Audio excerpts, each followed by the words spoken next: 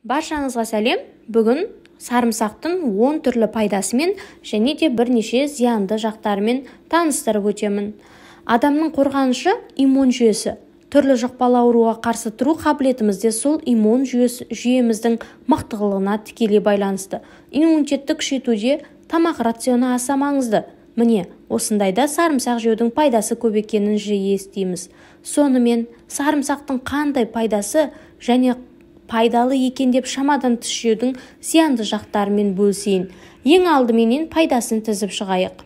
Бірінші, бактериямен күреседі. Сарымсақты шикілей жегенде аллицин заты бөлінеді. Бұл зат түрлі зиянды бактерияларды жояды. Сондай-ақ антисептикалық, яғни залалсыздандыру қабілетіне ие. Егер сарымсақты қыздырса немесе ыстық суға салса, онда аллицин бөлінбейді. Ас мәзіріне шек сарымсақты қоссаңыз, ағзаңызды өкпе құрты, дизентерия, кандидоз бен герпес ауруларын тудыратын түрлі бактериялардан қорғайтын боласыз. Екінші, қан тамырларының қызметін реттейді. Сарымсақтың құрамындағы аллицин жүрек қан тамырлары жүйесінің қызметін реттейді. Күніне сарымсақтың бір бөлігін жесе, қан тамырларын нығайтып, қан айналымын жақсартады. Залалды холестерин мөлшерін 10%-ға дейін төмендетеді. Сәйкесінше қанның ұюын болдырмай, жүрек талмасының алдын алады. 12 апта бойына сарымсақты үзбей қолдану артериалды қан қысымын реттейді. Үшінші, қандағы қант мөлшерін төмендетеді.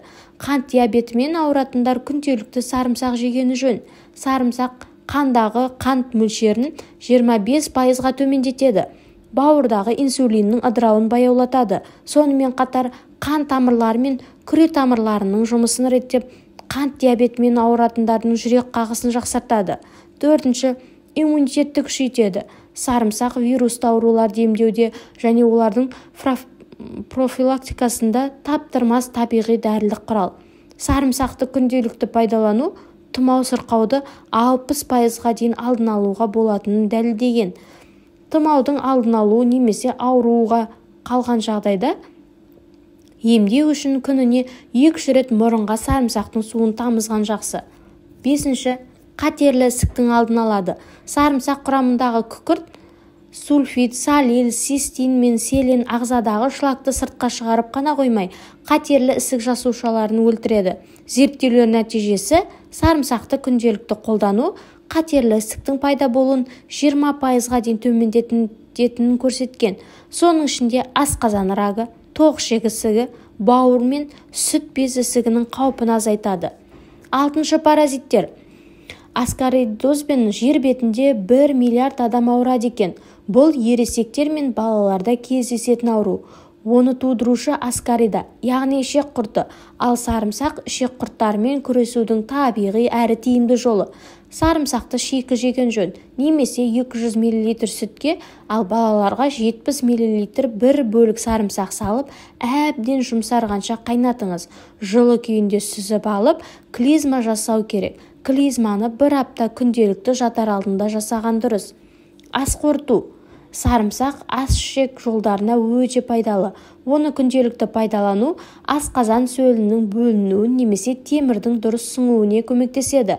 Ас қорыту процесін жақсартады, қарынның жұмысын реттейді, ішек жұмысын жақсартады, тәбетті көтереді. Алайда асқазан ойық жарасы және де басқа да аурулардың асқынуы кезінде сарымсақты қолданбаған абзал. 8-ші, буын аурулары. Сарымсақтың аяқ-қол буындары үшін пайдасы зор. Тұз жиналудың алдын алады. Зақымданған буынның тіндерін қалпына келтіреді. Сүйек майларының азаюын болдырмайды. Остеоартриттің алдын алады. Сондықтан да сарымсақты ас мәзіріне қосыңыз. 9-ші, теріні қалыпқа келтіреді. Сарымсақтың құрамындағы дәрумендер теріні серпінді етеді. Безеудің пайда болуын азайтады. Әжімнің бет терісінің қартаюын алдын алады. Бұл үшін сарымсақтан жасалған маска жасау міндетті емес. Күніне сарымсақтың 1-2 бөлігін жесеңіз болғаны. 10-ші, артық салмақпен күрес. Сарымсақ дұрыс тамақтанудың механизмінің тетігі. Сарымсақты жеу арқылы артық салмақтан арылып қана қоймай, сол қалыпты ұзақ сақтауға мүмкіндік бар. Сол үшін күніне 2-5 грамм сарымсақ жеген жөн.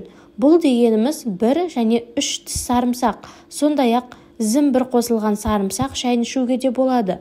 Ол үшін зімбір тамыры шамамен 4 см болатын тілімі, сарымсақ 2 тісше су. Дайындалуы: зімбір мен сарымсақты ұсақтап тураймыз. Оған 2 литр ыстық су құйып, 1 сағат көлемінде су буында немесе термоста демдейміз.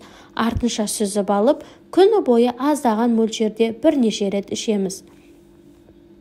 Енді сарымсақтың зияны қандай? Сарымсақ құрамы түрлі элементтерге өте бар. Десе де оны шамадан тыс жеуге болмайды. Әйтпесе уланып қаласыз. Күніне 8 тіс сарымсақты жесе қан кетеді. Сарымсақты аш қарынға жемеген жөн.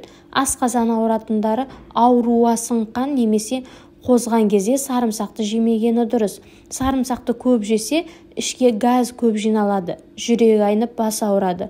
Дене температурасы көтеріледі. Сарымсақты балғын күйінде жеген жөн. Сонда ғана оның құнары мен пайдасы бойға дариды. Осыменен біздің сарымсақ туралы пайдалы және де оның зиянды жақтары аяқталды. Видеоны соңына дейін қарағандарыңызға рахмет.